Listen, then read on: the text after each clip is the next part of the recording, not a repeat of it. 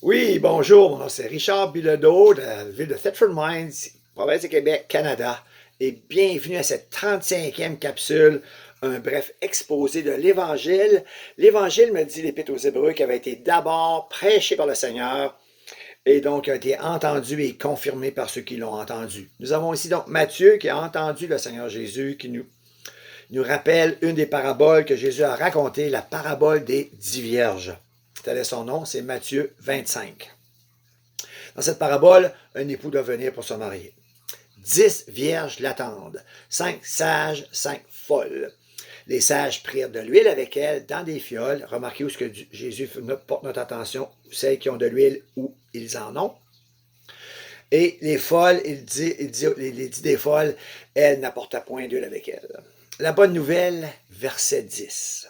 Lorsque l'époux arriva, celles qui étaient prêtes entrèrent avec l'époux dans la salle des noces. Incroyable.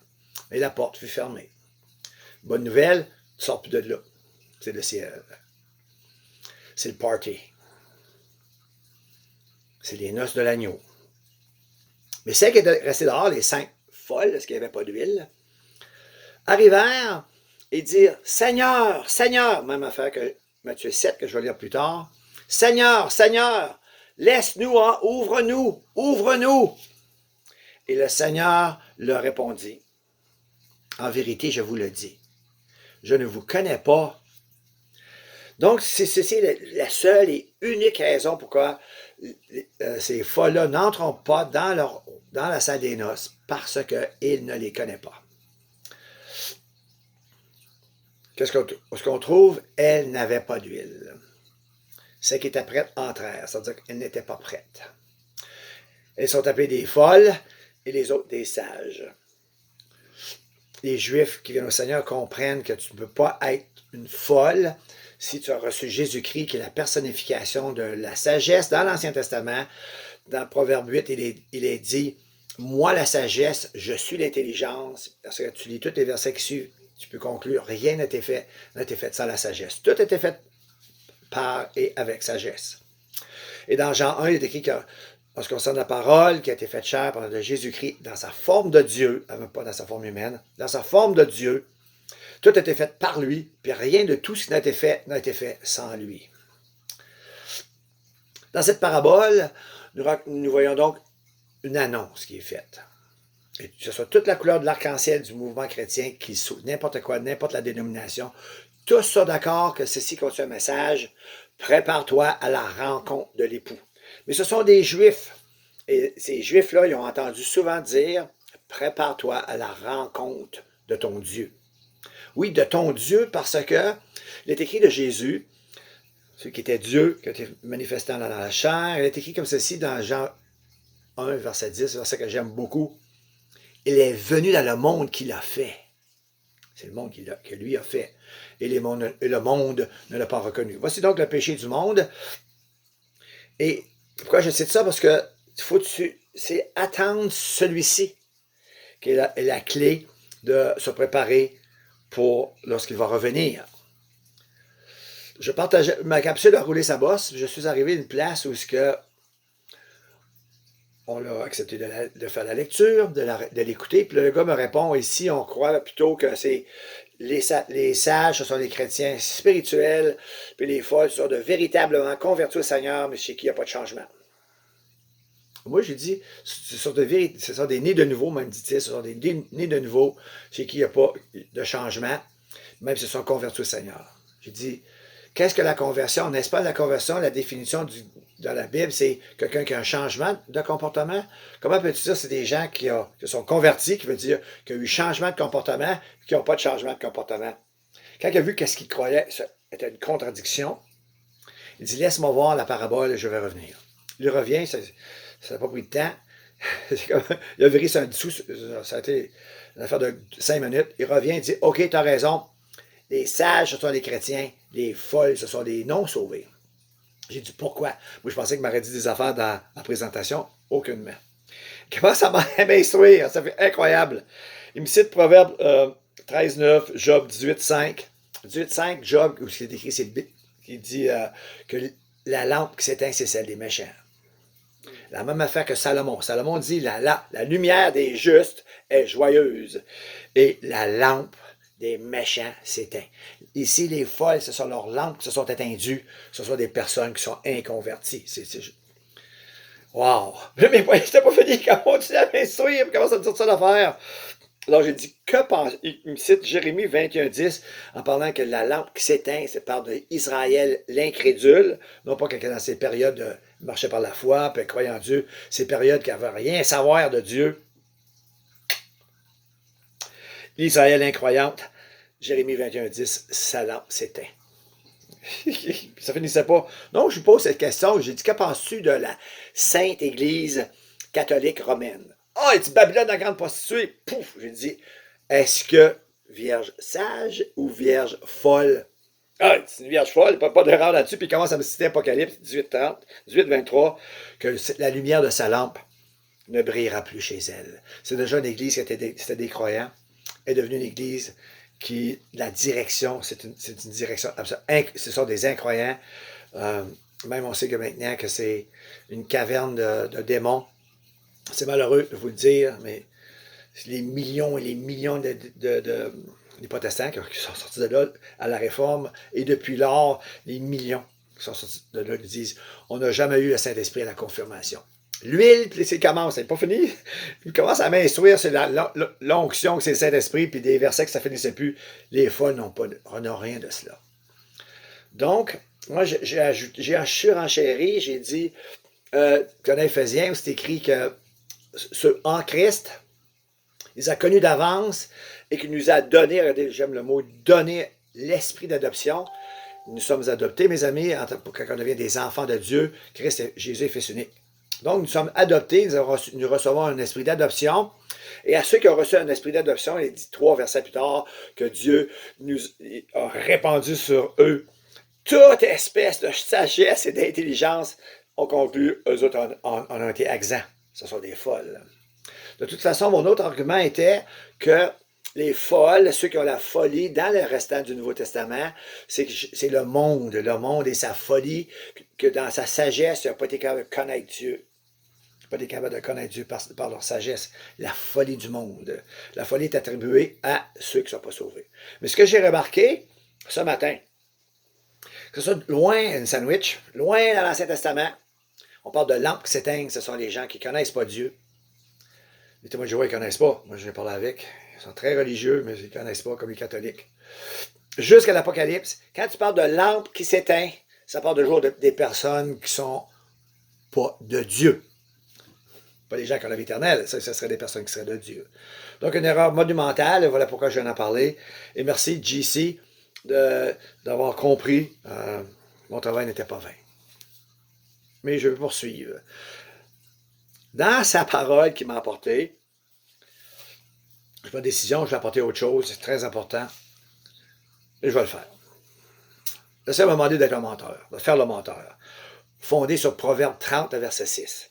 N'ajoute rien à sa parole. Crains, car tu seras prouvé, menteur. Bible en français courant, jamais tu seras puni.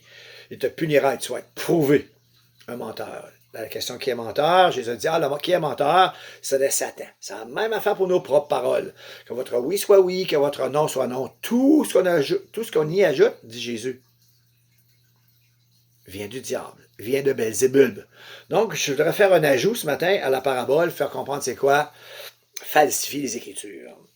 Au verset 3, c'est écrit comme ceci, que les folles n'apportèrent point d'huile avec elles. Ce que j'ai entendu quelques fois, les gens me disent « Ah, ils ont manqué d'huile, les folles. » Donc, je vais faire une introduction. Je vais introduire un mot, n'ajoute rien. Je vais ajouter.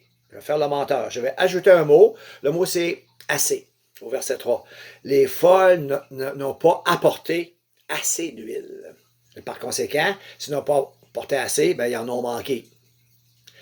Mais c'est l'introduction d'un ajout qui fait cette seconde conclusion qui n'est pas dans l'Écriture, c'est parce qu'il y a un ajout, un petit mot, n'a pas apporté assez d'huile. Mais ça m'a repris assez vite, dans les secondes que je disais ça, il dit, ne vois-tu pas ce que tu fais? J'ai dit oui. J'ai dit que toi, tu es un menteur. Pourquoi? Toi, tu dis qu'ils n'ont pas apporté, ça, c'est mettant le petit mot assez, ou juste dire ils n'ont manqué, c'est dire qu'ils n'avaient. c'est ça un ajout, ça falsifie le texte. Depuis, mon frère m'a texté depuis, mais j'avais dit à mon frère, je le savais, une semaine avant, que je me sers du mot lampe. Le mot, c'est lampus en grec, qui veut dire torche. La lampe torche de MacArthur. C'est la mèche, c'est un morceau un torchon comme au bout de. C'était pas une branche de bois, c'était une belle torche. J'aurais taillé, passé au. Quand t'es taillé, je dirais qu'elle va être vraiment belle, parce que c'est une noce. Mais tu mets le torchon dedans, ça, tu mets ton huile, tu l'allumes. Les folles n'avaient pas d'huile. C'est ça que l'idée. Ils n'avaient pas d'huile. Donc, ils ont allumé la torche. C'est juste un torchon qui a brûlé, puis ça s'éteint. Voilà pourquoi j'ai dit au Seigneur, ça ne fait pas vraiment de différence. Il dit oui. Pourquoi? La preuve qu'il peut pas avoir de l'huile, tu ne peux pas traîner de l'huile dans une torche. OK! Donc, voyez-vous, les folles n'avaient pas d'huile. Point à la ligne. C'est juste le torchon ou la mèche, c'était une lampe torche de MacArthur pour respecter quand même. Parce que nous, en français, c'est l'Académie française qui a décidé que lampe, ça veut dire torche. J'ai fait une petite étude, et c'est pour ça. Mais je vais prendre le verset que mon frère m'a partagé, pas mon frère Normand, mais se fait dans la foi, Proverbe 13, verset 8, que j'ai noté. La lumière des justes est joyeuse, mais la lampe des méchants s'éteint. Voilà pourquoi je crois qu'il dit, c'est pas des sauvés. Je vais prendre ce bout-là, ça dit me donner la phrase d'introduction pour prépare-toi à la rencontre de ton Dieu. La première préparation, c'est Jean, c'est l'évangile de Jean. Là, ce qu'il dit, toutes ces choses ont été écrites. Toutes, c'est beaucoup là. Toutes, c'est beaucoup, c'est toutes. Toutes ces choses ont été écrites, son évangile, mais ça vient comme mettre les ailes sur les autres évangiles. Toutes ces choses ont été écrites afin que vous croyiez que Jésus est le Christ. Et en croyant, c'est ça, tu viens juste de te préparer. En croyant, tu reçois la vie éternelle. En son nom, tu as la vie éternelle. Sois Dieu certain que tu t'es préparé, c'est ça, se préparer. Tu rentres dans la salle des noces. Mais il y a autre chose à la préparation que le Seigneur veut que je parle. L'introduction me donnait le verset, je le répète, le verset. La lumière des justes est joyeuse. Ça devait être incroyable le moment, la joie que les sages ont exprimé que le maître est arrivé et il est rentré dans la salle des noces. On a un chant. C'était un transport d'allégresse. Mais la lampe des méchants s'éteint. Donc, le méchant. Voici ce que Dieu propose au méchant.